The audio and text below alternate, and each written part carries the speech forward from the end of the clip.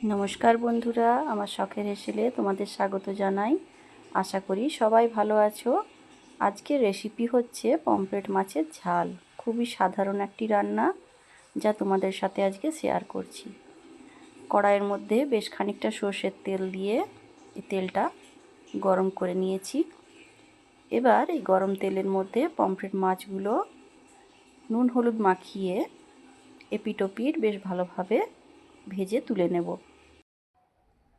Pomfret মাছ কম বেশি আমাদের অনেকেরই প্রিয় মাছ। কার কার ভালো লাগে অবশ্যই জানিও। রেসিপিটা দেখো এবং যারা এই রান্নাটা এখনও করে খাওনি একবার বানিয়ে খেয়ে দেখো।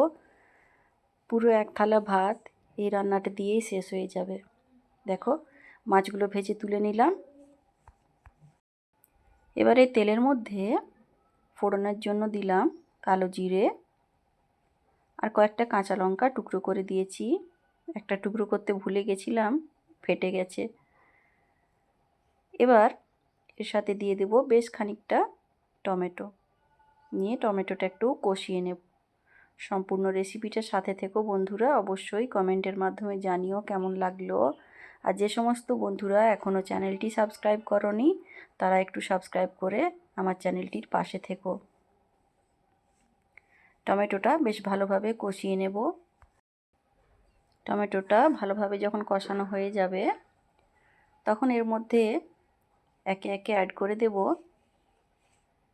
কিছুটা গুঁড়ো লঙ্কা। তোমরা যে যেরকম ঝাল পছন্দ করো সেরকমই ইউজ করবে।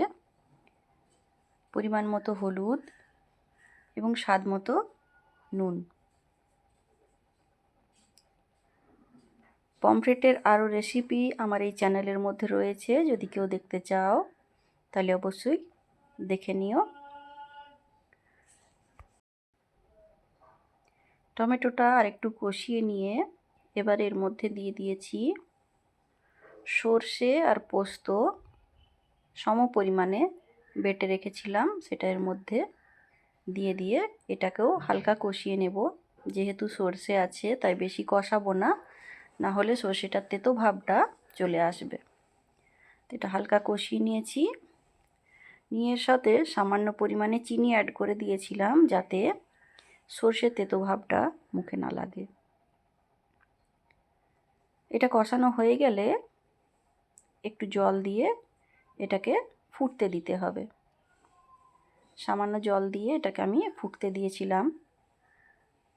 যখন এটা বেশ ভালোভাবে ফুটে উঠেছে, দেখো ঝোলটা বেশ ভালোভাবে ফুটে গেছে, তখন আগে থেকে ভেজে রাখা মাছগুলো এর মধ্যে দিয়ে আরেকটু ফুটতে দেবো যাতে মাছগুলোর মধ্যে এই ঝোলটার টেস্টটা একটু ঢুকে যায়।